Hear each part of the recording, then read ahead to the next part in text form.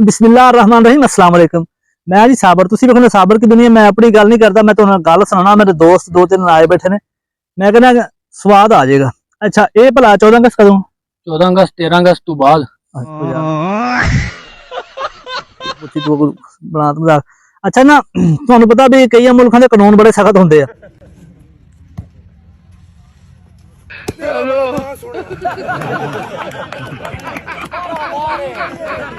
जिवें कि सऊदी ला लो, उत्थे बंदा चोरी करे तो अगले हथ घट देंदे आ। उत्ते हुण बंदे सी तीन, एक पाकिस्तानी, एक मुसलमान ते एक हिंदू ते एक सिख।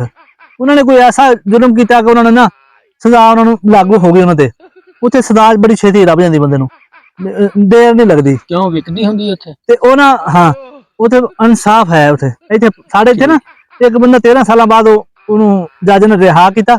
ओनू कहंदा भी अखे जज कहंदा भी अखे तू हुण खुश हां भी तेन मैं रिहा करता 13 साल बाद, दुआ मैनू दे कोई। कहंदा भी ए तू मैनू 13 साल बाद रिहा किया ते अल्लाह तेनू थानेदार लवावे। उन्हें आख्या भी तू ए की, जज दा ओहदा वड्डा हुंदा ते थानेदार दा छोटा। कहंदा नहीं नहीं, जज दा थानेदार दा वड्डा हुंदा।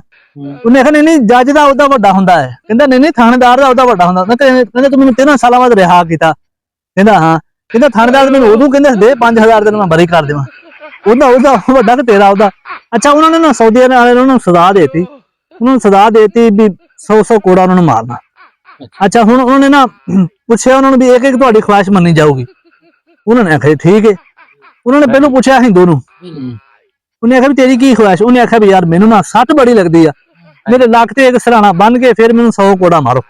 लै उन्होंने उहदे लक ते वो कानून दे पक्के उन्होंने एक उहदी ख्वाहिश मान के ना लक ते सराणा बन के 100 कोड़ा मारिया। अच्छा फिर आ गई हिंदू की बारी, सिख नूं 100 मारिया, फिर आ गई हिंदू की बारी। उन्हें तेरी की ख्वाहिश? उन्हें कहा भी मेरी ख्वाहिश है कि मैनू बड़ी सट लगती है, मेरे लक ते 2 सराणे बन के ना फिर मैनू 100 कोड़ा मारो। लै उन्होंने उनकी गल मान ली, उनके लक ते 2 सराणे बन के 100 कोड़ा मारिया। लै हुण वारी आ गई मुसलमान दी। उन्हें आख्या भी हुण तू दस वे घोड़ा किवें दा हुंदा? कोड़ा कोड़ा सट लगती बड़ी होंदी। अच्छा ओ ना मुसलमान नूं आख्या भी यार तू मुसलमान, ये मुल्क भी मुसलमानां दा ते तेनू ना असीं दो तेरी 2 ख्वाहिशां मन्नी जाणगियां। उन्हें आख्या चलो ठीक है। उन्हें आख्या मेरी पहली ख्वाहिश है कि मैं मुसलमान होने के बावजूद भी गलती की ते मैनू 200 कोड़ा मारो। मेरी पहली ख्वाहिश ये है भी मैनू 200 कोड़ा मारो। ते दूसरी मेरी ये ख्वाहिश है कि हिंदू नूं ते सिख नूं मेरे लक दे उत्ते बन के ना फिर मैनू 200 कोड़ा मारो। इदा कोड़े ते फिर जा उन्होंने भी बजे है, इदा बंदे दाल आ जाते। अच्छा जी अज की वीडियो तुहानू किदां दी लगी? तुसीं इस चैनल ते पहली बारी है तो चैनल नूं जरूर सबसक्राइब कर लो। वीडियो चंगी लगी तो लाइक कर दो, सानू दिओ इजाजत। अल्लाह हामिद।